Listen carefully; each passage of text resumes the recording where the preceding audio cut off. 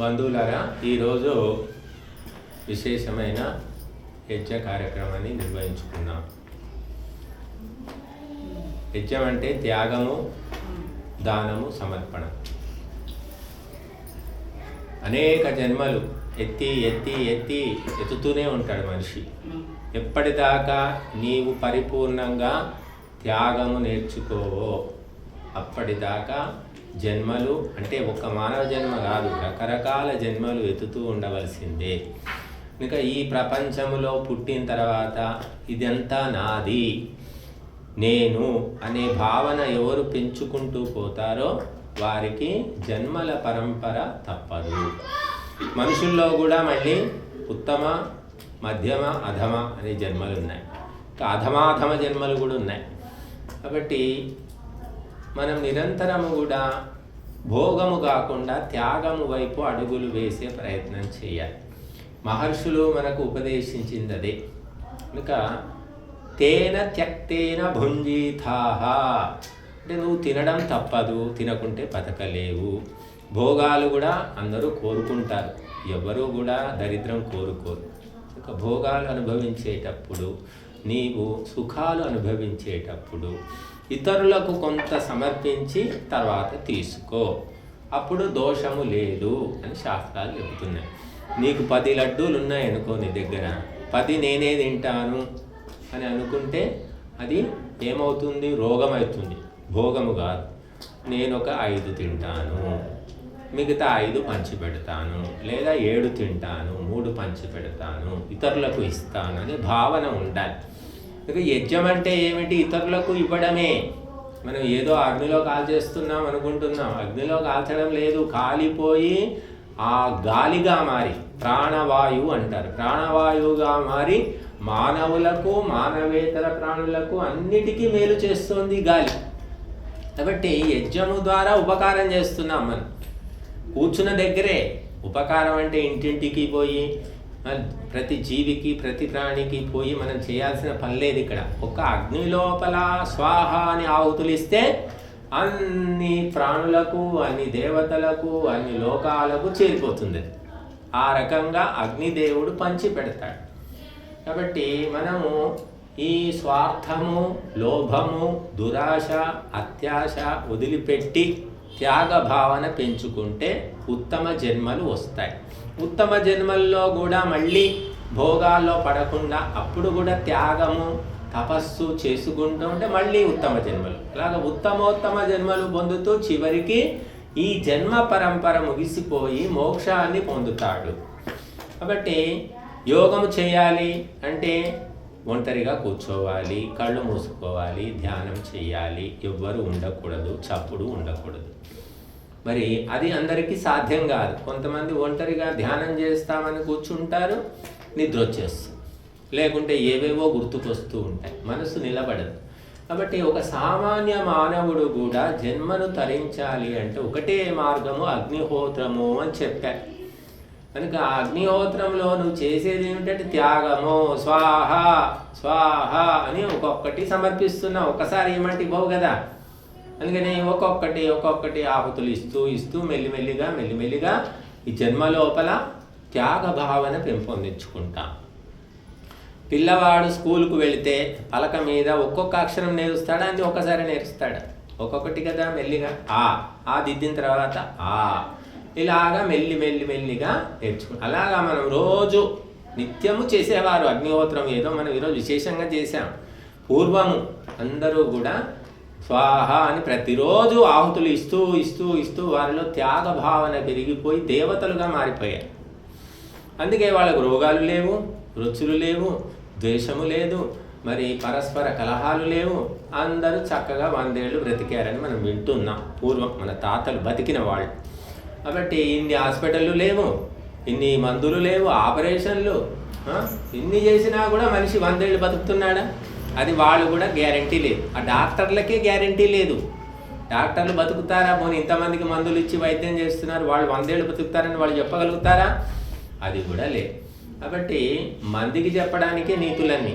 వాళ్ళ వైద్యం అంతా ఎందుకంటే డబ్బులు సంపాదించుకోవడానికి. వాడు మాత్రం 100 ఏళ్ళు మాత్రం బతకడు. ఇప్పుడు 100 ఏళ్ళు ఎలా బతుకుతాము అంటే త్యాగము ద్వారా, తపస్సు ద్వారా, పరోపకారము ద్వారా, సేవ ద్వారా బతుకుతాం. 4 వేదాలు చదివితే 100 ఏళ్ళు బతుకుతారా? 4 వేదాలు చదివావు, త్యాగం లేదు, తపస్సు లేదు, సేవ లేదు, ఏది లేకపోతే ఏం లాభం? టేప్ రికార్డర్ లాగా. టేప్ రికార్డర్లు కూడా ఒత్తితే 4 వేదాలు చెప్తుంది అది. కాబట్టి నువ్వు ఎన్ని వేదాలు చదివావు, ఎంత జ్ఞానం ఉంది అనేది కాదు, నీ జీవితంలో ఎంత త్యాగము చేశావు, నీ యొక్క ఆస్తిని, ధనాన్ని, నీ వస్తువులను ఇక్కడ అగ్నిహోత్రంలో సమర్పించావా అనేది ముఖ్యమైనటువంటి విషయం. కాబట్టి అది సమర్పించినంత వరకు కూడా రకరకాల నీచమైన, నికృష్టమైన జన్మలు ఎన్నో వస్తూ ఉంటాయన్నమాట. ఇంకా అనుభవించక తప్పదు. ఇప్పుడు మానవ జన్మ పొంది అందులో భారతదేశంలో పుట్టి మరి నీవు అగ్నిహోత్రము తెలియదు, స్వాహాకారం తెలియదు, నీకు మంత్రము రాదు, ఏమీ రాదు. ఏమొస్తుంది అంటే తంత్రాలు, కుతంత్రాలు, నాటకాలు, వేషాలు, మోసాలు ఇవి నేర్చుకున్నారు అందరూ. ఇప్పుడు దాంతో బతుకుతున్నాము అనుకుంటున్నారు. బతుకుతారు, ఎన్ని రోజులు బతుకుతారో కూడా తెలియదు, ఎప్పుడు పుట్టుకోమంటారో తెలియదు. కాబట్టి మనం త్యాగ భావన పెంపొందించుకోవడానికి, నేర్చుకోవడానికి పాఠశాల ఈ అగ్నిహోత్రం అన్నమాట. బట్ ఇక్కడ కూర్చొని ఏం చేయాలి? ఏమీ లేదు. ఓం భూర్భువస్వః అని గాయత్రి మంత్రంతో స్వాహ అని ఆహుతి ఇచ్చేసి, నీకు ఏ మంత్రం రాలేదనుకో, ఒక గాయత్రి మంత్రం, సరే గాయత్రి మంత్రం కూడా రాదండి, నోరు తిరగదండి అని అంటే కనీసం ఓం స్వాహ ఓం స్వాహ అని కూడా అనొచ్చు. అలా అని ఆహుతి ఇవ్వచ్చు. ఆహుతి ఉత్తమ పదార్థాలను సేకరించి సమర్పించాలి. మనం తినాలంటే ఏం చేస్తున్నాం? మంచి మంచి వస్తువులు, కూరగాయలు అన్నీ తెచ్చుకుంటాం. ఏరి తెచ్చి జాగ్రత్తగా మనసు పెట్టి వంట కుదిరేటట్టు వండుకుంటాం. ఎక్కడో మనసు పెట్టి వండం మనం. వండేటప్పుడు జాగ్రత్తగా అన్నీ వండుకుంటాం. మాడిపోతే తినలేము, ముదిరిపోతే తినలేము, ఉప్పు ఎక్కువైతే తినలేము, తక్కువైతే తినలేము, కారం తగ్గితే తినలేము, పసుపు ఎక్కువ, అన్నీ ఇంకా లెక్క ప్రకారం చేసుకుంటున్నాం కదా. అక్కడ బుద్ధితోటే చేస్తున్నాం కదా. అగ్నిహోత్రం కూడా అలాగే. ఏదో స్వాహ స్వాహ స్వాహ స్వాహ అంటే అగ్నిహోత్రం కాదు అది. శ్రద్ధ అనేది అవసరం, భక్తి అనేది అవసరం. అది లేకుండా మనం ఏదో చేసుకుంటూ పోతే ఏదో చేసినట్టే ఉంటుంది తప్ప ఆత్మోన్నతి అనేది ఉండదు. కాబట్టి ఆత్మోన్నతిని మనం పొందాలి అంటే అగ్నిహోత్రము చేసుకోవాలి. ఇది ఏదో కులానికి సంబంధించింది అంతే తప్ప ఎవరు చేయడానికి వీల్లేదు అని చాలామంది అనుకుంటారు. ఇది మనకు అచ్చి రాదు, మన కుటుంబంలో లేదు, మన వంశంలో లేదు, ఇలాగా చాలామంది అనుకుంటారు. అదన్నీ తప్పు అన్నమాట. శ్రద్ధాసక్తులు ఉన్నవాళ్ళు ఎవరైనా చేసుకోవచ్చు. కాబట్టి ఇక్కడ ఈ చిన్న ఇంట్లో మనం ఈ కార్యక్రమం చేసుకున్నాం. మరి దీనికి ఎన్ని లక్షలు ఖర్చు అవుతాయి? డాక్టర్ అంటే గుడిసెలో ఉండేవాడు కూడా లక్షలు తెచ్చి డాక్టర్కి ఇస్తున్నాడు రోగం వచ్చిందంటే. ఎక్కడి నుంచి వస్తాయంటే వస్తున్నాయి వాడికి. అదే గుడిసెలో ఉండేవాడు అగ్నిహోత్రం చేసుకోవయ్యా ఒక 5,000 ఖర్చు అవుతాయి, అమ్మా 5,000 అంటాడు. అదే 50,000 అంటే డాక్టర్కి పోయి ఇచ్చేసి వస్తాడు. అంటే వాడి బుద్ధి అలాగే ఉంది. కాబట్టి వాడి జీవితం అంతా డాక్టర్ల చుట్టూ, పరీక్షల చుట్టూ, ఆపరేషన్ల చుట్టే తిరుగుతాడు. ఇంకా వాడు దేవతలకు మాత్రం సమర్పించలేడు, అగ్నిహోత్రం చేయలేడు. ఎందుకంటే వాడి బుద్ధి దోషం ఉంది కాబట్టి. ఇంకా చాలామంది మేము పేదవాళ్ళమండి, అగ్నిహోత్రం చెయ్యకయ్యా, రోజు చేయకు, చేత కాకుండా రోజు చేయకు, సంవత్సరానికి ఒకసారి చేయలేవా? ఒక 5,000 10,000 పెట్టి నువ్వు ఎన్నో రకాల విందులు, వినోదాలు, పార్టీలు చేసుకుంటున్నారు కదా. పేదవాళ్ళు చేసుకోవట్లేదు, పేదవాళ్ళు తాగడం లేదా, పేదవాళ్ళు భోగాలు అనుభవించడం లేదా? అన్నీ అనుభవిస్తున్నారు. కానీ అగ్నిహోత్రం చేయండి, దానం చేయండి అనే దగ్గరికే పేదరికం గుర్తుకొస్తుంది. అప్పుడు అన్ని పాట పాడతారు. చాలా పేదవాళ్ళమండి, మేమేం చెయ్యలేమండి అంటారు. డాక్టర్ దగ్గరికి పోయి చెప్తారా మేము పేదవాళ్ళమని? నువ్వంతా నాకు అనవసరమైన డబ్బులు తెస్తేనే ఆపరేషన్ అంటాడు వాడు. నోరు మూసుకొని అప్పు చేస్తాడో, ఇల్లు అమ్ముకుంటాడో, ఏదో ఒకటి చేస్తాడు. కనుక మనము ధర్మము దగ్గర, యజ్ఞము దగ్గర కూడా ఆ విధంగా బుద్ధితో ప్రవర్తిస్తే ఉన్నతి కలుగుతుంది, ఉత్తమ జన్మలు వస్తాయి. కానీ అటువంటి బుద్ధి మనకు చాలా ఎవ్వరికి కనిపించడం లేదు. కాబట్టి మనిషి నాకు లేదు, కుదరదు, రాదు, ఇంతే అని ఎవరు అనుకుంటారో వాడికి అంతకంటే దిగజారిపోతాడు వాడు. ఇప్పుడు ఉన్నంతలో ప్రయత్నం చేస్తాను అని మనిషి ప్రయత్నం చేయాలి. చేసి మనము ఇటువంటి దైవిక ధార్మిక కార్యక్రమాలు చేసుకోవాలి. నేను ఇంతే, నా కులం ఇంతే, నా కుటుంబం ఇంతే, నా బతుకింతే, నేనేది చెయ్యలేను అని కొంతమంది అట్లాగా గిరి గీసుకొని కూర్చొని ఉంటారు. కాబట్టి అటువంటి ఆలోచన విధానాన్ని వదిలేసుకోవాలి. ఒక్కొక్క అడుగు వేస్తుంటేనే నడక అవుతుంది, నడుస్తూ ఉంటేనే పరుగు అవుతుంది. అలాగే మెల్లిమెల్లిగా త్యాగ భావన పెంచుకునే ప్రయత్నం చేయాలి. మనం ఎన్ని భజనలు చేసినా త్యాగ భావన లేదనుకోండి, భజన చేస్తారు 2 గంటలు 3 గంటలు తాళాలు పట్టుకుంటారు, రామ్ రామ్ రామ్ రామ్ శివ శివ శివ అంటారు.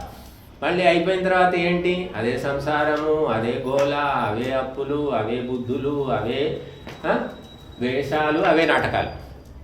సంస్కారం ఎక్కడొచ్చింది? మార్పు ఎక్కడొచ్చింది? కాబట్టి త్యాగ భావనతోటే మార్పు అనేది వస్తుంది. గుర్తుపెట్టుకోండి. తల్లి త్యాగం చేసింది కాబట్టి దేవత అంటున్నారు. లేకపోతే తల్లిని దేవత అంటే, తల్లి వండగానే తల్లి తినేస్తే తల్లిని దేవత అంటాడు ఎవడైనా? చెప్పండి. వండగానే ఆమె ఒక్కడే పొయ్యి మీదే పెట్టుకొని ముందే ఆమె తినింది అనుకోండి, దేవత అంటారా? అంటే దేవత అనాలంటే ఏ లక్షణాలు ఉండాలంటే మొదలు తను తినకుండా ఇతరులకు పెట్టాలి. ఇక్కడ కూడా అంతే. అగ్నిహోత్రంలో సమర్పించాలంటే నువ్వు కడుపు నిండా తిని కూర్చొని స్వాహాన్ని సమర్పించడం కాదు. నువ్వు మొట్టమొదలు తినకుండా ఉపవాసం ఉండి దేవతలకు సమర్పించిన తర్వాత తినాలి. అప్పుడు అది అగ్నిహోత్రం యొక్క ఫలితం వస్తుంది. కాబట్టి తల్లి దేవత, తండ్రి దేవత, గురువు దేవత అంటే ఆ లక్షణాలు ఉంటే దేవతలు. లక్షణాలు లేకపోతే ఎంతోమంది తల్లులు ఉన్నారు, తల్లులంతా దేవతలు అయిపోయారా? తండ్రులంతా దేవతలు అయ్యారా? గురువులు దొంగ గురువులు, మోసం గురువులు బోలెడు మంది ఉన్నారు. కాబట్టి మనము దేవతలుగా మారాలి అంటే మన జీవితం లోపల సాధన చెయ్యాలి. త్యాగము, తపస్సు, సేవ, పరోపకారము, చాతనైంది ఏదైతే అది. డబ్బులు అవసరం లేదు ప్రతిదానికి. యజ్ఞం అవుతుంది, యజ్ఞం చేయలేను కానీ వచ్చి కూర్చోవచ్చు కదా కనీసం, అది కూడా చేత కాదు చాలామందికి.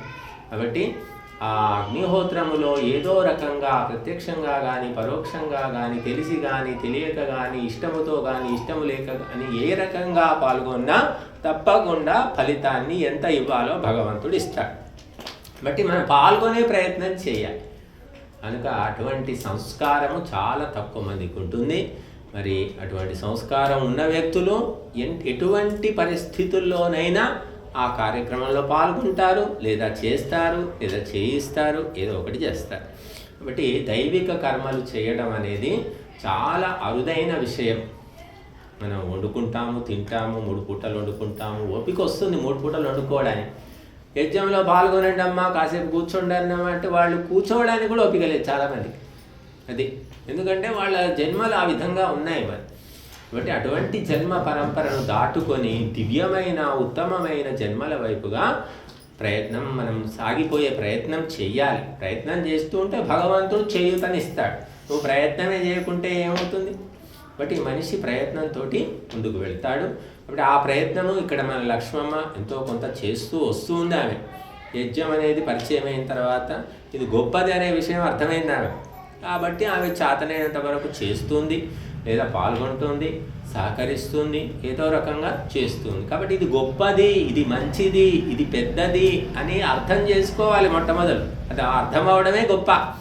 అర్థమైందంటే ఏదో రకంగా నీకు భగవంతుడు ప్రేరణ ఇస్తాడు, ప్రోత్సాహం ఇస్తాడు. అది అర్థం చేసుకోవడానికి కూడా ఎన్నో జన్మల యొక్క తపస్సు అవసరం అవుతుంది. కాబట్టి మరి ఏదో ఒక పుణ్యం ఉంటేనే ఇది మన ఇంటికి వస్తుంది, మనం దాంట్లో పాల్గొంటాము, మనం చేయగలుగుతాము. కాబట్టి మీ అందరూ కూడా ఇటువంటి కార్యక్రమాలు చెయ్యండి, పాల్గొనండి. చేత కాకపోతే మన ఆశ్రమంలో ఎప్పుడూ జరుగుతూ ఉంటుంది. అక్కడికి వచ్చి పాల్గొన్నా సరే, పాల్గొనాలి అని మనసులో గట్టిగా అనుకుంటే భగవంతుడు దారి చూపిస్తాడు. నేను పోలేను, నాకు కుదరదు అని మనమే మొదలు వ్యతిరేకంగా నెగిటివ్గా అనుకుంటే కుదరదు. కాబట్టి మరి పాజిటివ్గా సానుకూలంగా ఆలోచించి ధర్మ మార్గంలో ఎవరైనా సరే మెల్లిమెల్లిగా అడుగులు వేసుకుంటూ ముందుకు వెళితే మానవ జన్మ చరితార్థం అవుతుంది.